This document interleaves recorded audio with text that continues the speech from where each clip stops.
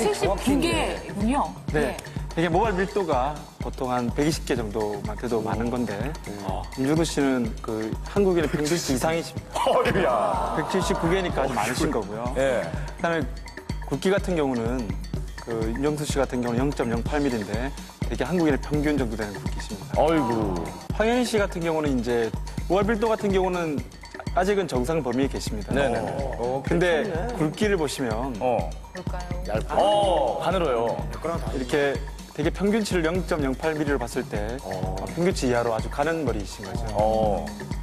그리고 그래도 두피는 깨끗하네요, 다행히. 네. 황현희 씨는 M자형으로 이게 앞쪽은 유지되면서 이 양쪽 가쪽의 머리가 이렇게 뒤로 태어나고 M자형 탈모를 보이고 계십니다. 탈모가 될 가능성이 높다는 얘기인가요? 예, 그렇습니다. 황현희 씨 같은 경우는 탈모의 가능성이 있으시고요.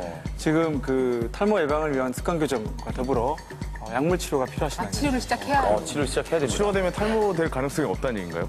그 탈모의 진행을 억제하실 수 있죠. 아, 그래요? 네. 많이 그새 절박해지셨어요. 상당히 많은 걸 지금. 무릎 꿇으려다가 말았어요. 너무 힘들어가지고. 예.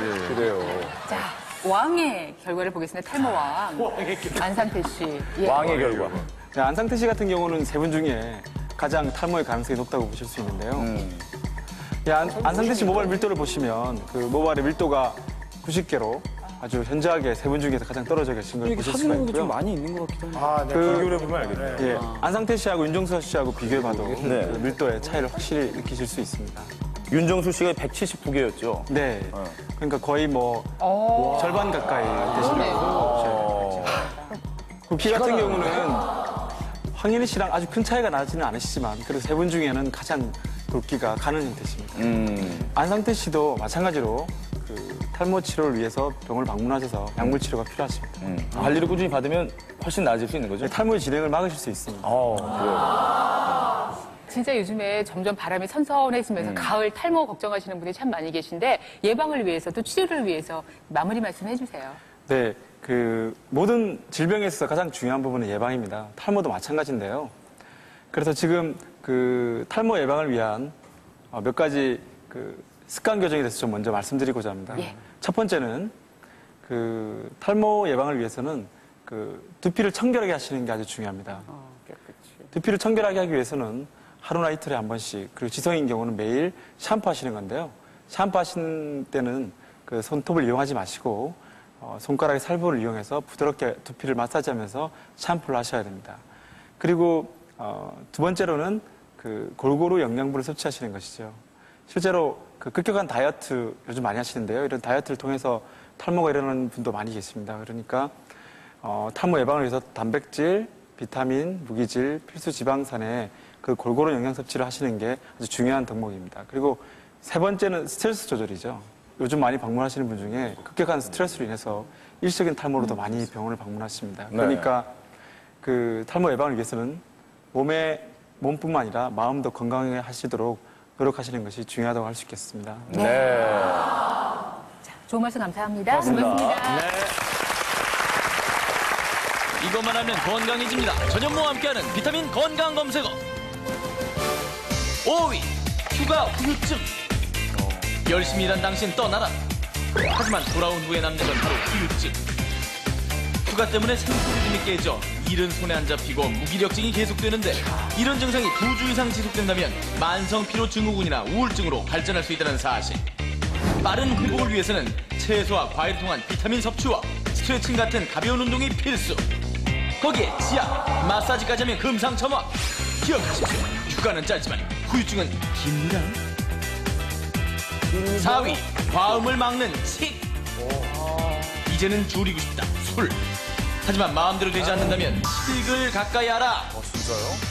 칙차나 칡즙과 함께 술을 마시면 조금만 마셔도 많이 마신 것처럼 느껴져 음주 욕구가 줄어든다는 사실. 황현희 씨 뿐만 아니라 알코올분해 효소를 활성화시켜 술을 빨리 깨게 해준다. 동의보감에서도 주독을 풀어준다고 하여 예부터 취해서 특효약으로 불린 칙. 이제 흙 속의 진주 칙이 술로 지친 칙칙한 당신의 간을 지켜드립니다. 칙칙칙. 3위, 위험한 약수터 운동. 돈도 들지 않고 가장 손쉽게 할 수 있는 운동은 바로 약수터 운동. 그럼요. 하지만 잘못하면 오히려 건강을 해칠 수도 있다는데 약수터에서 가장 많이 볼 수 있는 일명 뚱치기 운동. 마사지 효과가 있는 것 같지만 강약 조절이 어려워 멍이 들거나 척추 손상이 올 수 있다. 위로 걷는 운동 역시 위험. 평형 감각이 떨어진 60, 70대 노인들은 특히 조심해야 한다. 왜 이렇게 뒤로 걸으시는 거예요? 건강이 지르다 잘못하면 사람 잡습니다. 2위, 아토피가 눈을 노린다. 우리나라 4세 이하 영유아 5명 중 1명이 앓고 있는 아토피 피부염. 그런데 만성질환 아토피가 눈까지 노린다는 사실. 면역 체계 이상으로 인한 각막염, 알레르기성 결막염, 심한 경우 스테로이드 치료제로 인한 백내장까지. 자칫 잘못하면 수술까지 해야 하는데 치명적인 눈 질환을 예방하려면 주위 환경은 청결 또 청결. 스테로이드 제제 과다 사용은 절대 금지. 조금만 신경 쓰면 피부도 지키고 눈도 지킬 수 있습니다. 1위, 어린이 손가락 빠는 버릇 주의. 아기들이 가장 많이 하는 행동, 쪽쪽 손가락 빨기. 그런데 나이가 들어서도 이 행동을 계속한다면 얼굴 기형이 생길 수도 있다는 사실. 손가락을 계속 빨게 되면 위쪽 앞니가 비뚤어져 부정교합이 생기고 심하면 위턱 전체가 앞으로 튀어나와 얼굴 모양이 변할 수도 있다. 5, 6세 아이들 버릇을 고치려면 자주 빠는 손가락에 반창고를 붙이거나 쓴맛 나는 약을 발라두는 것이 방법. 3살 버릇만 고쳐도 V라인 얼굴이 될 수 있어요. 대한민국이 건강해지는 시간, 비타민 건강검색어. 다음 주에도 계속됩니다.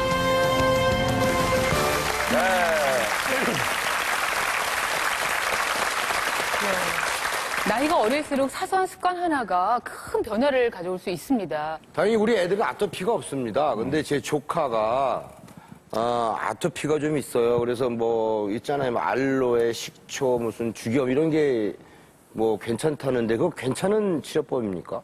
네, 국내 아토피 환자 70%가 민간요법을 사용했다는 보고가 있습니다. 하지만 과학적으로 안정되지 않은 물질을 함부로 사용했다는 사고가 날 수 있는데요. 실제로 2004년도에는 식초와 죽염으로 치료받은 4세 영아가 죽은 적이 있습니다. 그런 거 같습니다. 따라서 아토피는 즉각적인 치료 한 번보다는 지속적으로 치료 관리를 해야 됩니다. 자, 건강해지기를 원하신다면 수요일 밤 9시 비타민과 함께 해주십시오. 네, KBS 비타민이었습니다. 고맙습니다.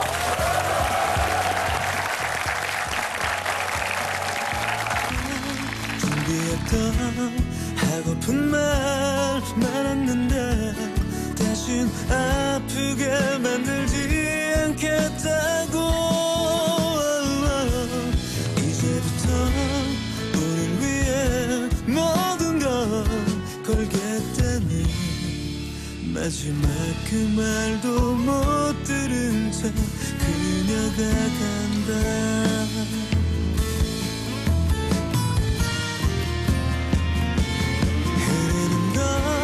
나의 눈물 다 버린 건 나의 가슴 이제